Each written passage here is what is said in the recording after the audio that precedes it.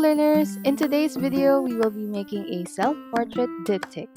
A self-portrait is an artwork of yourself done by you, while a diptych is an artwork consisting of two pieces or panels that together create a singular art piece. Here are the materials that you will need. Pause the video if you need more time to finish the steps.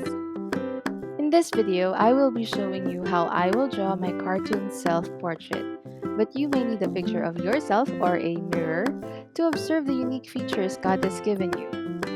First, take your 1/2 sheet of paper and fold it in half. We will be drawing two versions of our face, one on each panel. Let's start by drawing a light sketch on one side. Draw a U-like shape for your face. But some faces are round, square, or pointed. What's yours? Next, imagine an invisible line in the middle of the face, which will be your guide in drawing the eyes. The eyes are usually drawn symmetrically on the upper half of the face. The shape of the eyes are like leaves, and the pupils are round and shiny.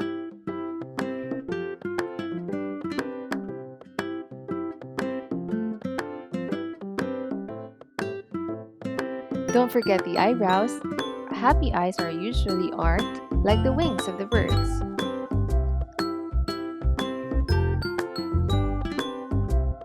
For the nose, you can make a simple pointed or rounded nose in the middle just below the eyes. Next, let's draw the ears. The sides of the ears are usually aligned to the level of the eyes and mouth. For the mouth, you can do a simple curved line showing a smiley face, or if you want to add more details, you can draw several lines showing the teeth and lips. For the hair, observe the style and texture of your hair. Is it straight, wavy, or curly? Is it long or short? For the neck, each curved line is aligned to the pupil of the eyes.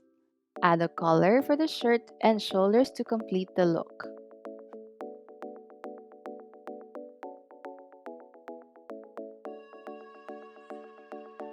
Next, repeat the steps and do another portrait sketch on the other side.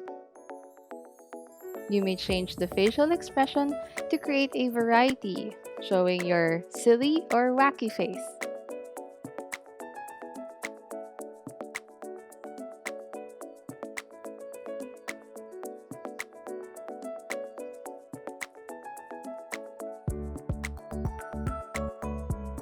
Now that we have finished the sketch, let's color our portrait.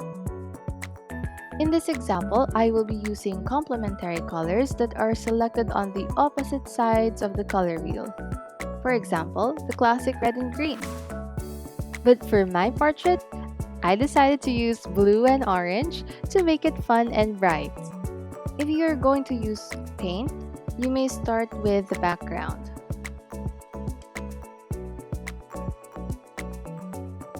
When using paint, be careful when applying them in areas that are still wet.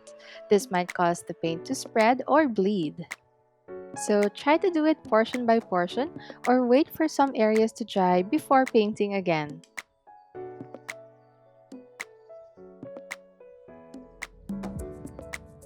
Don't worry about the messy edges.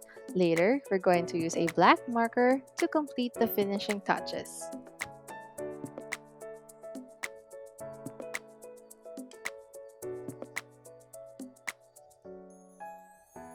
On the other side, I will try the triadic color scheme. For example, blue, red, and yellow, just like the Philippine flag.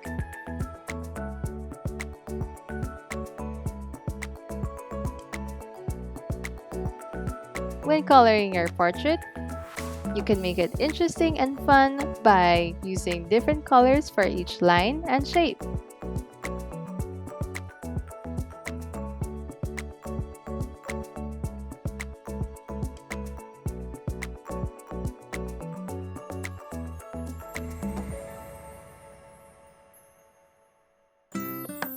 On the left side, once the paint is dry, outline the shapes with a black or a dark colored marker. This will create contrast, making your artwork look complete or finished. Finally, add a border on all sides of each panel, so the diptych is complete. Now, let's erase the pencil marks to make it neat and tidy. Well done, everybody! I hope this activity reminds you that God created you to be unique and beautiful. Let's thank Him and praise Him for how He created us. See you on our next class!